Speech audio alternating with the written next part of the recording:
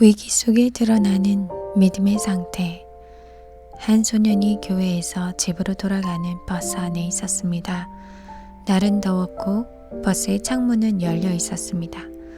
소년의 손에는 교회에서 받은 하나님을 믿으라고 적힌 믿음의 카드가 있었습니다. 갑자기 강한 바람이 창문 안으로 불어닥쳤고 소년이 쥐고 있던 카드가 창문 밖으로 날아가 버렸습니다. 소년은 다급하게 소리쳤습니다. 잠깐만 버스 세워주세요. 제 믿음이 창문 밖으로 날아가 버렸어요. 만약 하나님에 대한 우리의 믿음이 진짜라면 어떠한 바람이 불어도 우리 마음 밖으로 믿음이 날아가 버리는 일은 없을 것입니다.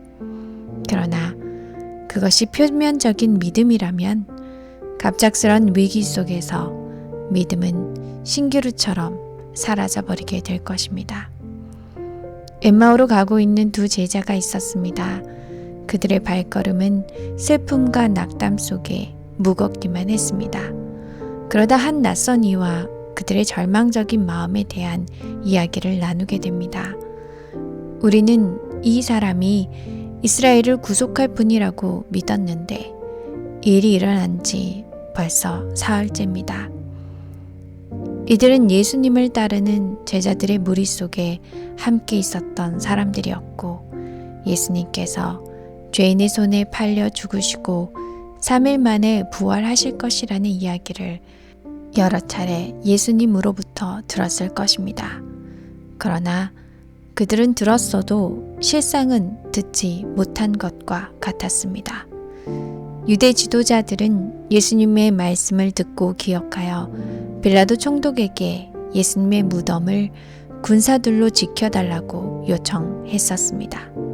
막달라 마리아는 예수님의 말씀을 듣고 예수님께 값비싼 향유를 부어드렸습니다.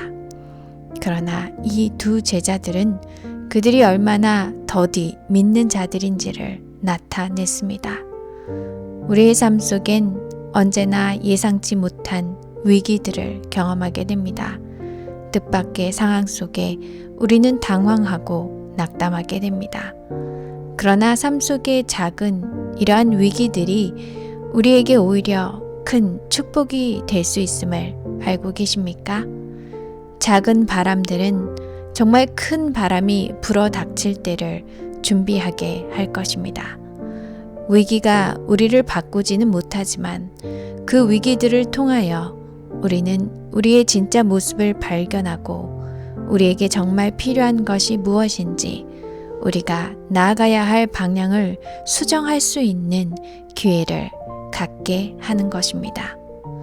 낙담과 실망 속에 있던 이 두 제자들은 더디 믿었던 자신들의 참 모습을 깨달았고 엠마오로 가던 그 발길을 돌려 예루살렘을 향해 뜨거워진 마음으로 힘차게 달려갈 수 있었습니다.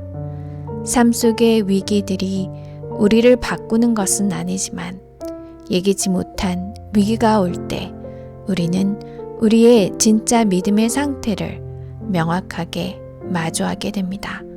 그리고 더 이상 변화의 기회가 주어지지 않는 인생의 마지막 위기를 맞닥뜨리기 전에 우리의 간절한 필요를 깨닫고 바람이 불면 훅 날아가 버리는 믿음이 아니라 세찬 비바람과 폭풍 위에도 흔들리지 않는 참된 믿음으로 나아갈 수 있을 것입니다. 위기가 기회가 되는 참된 믿음의 삶으로 우리를 인도하시는 주님께로 우리 모두 더욱 가까이 나아가기를 간절히 소망합니다.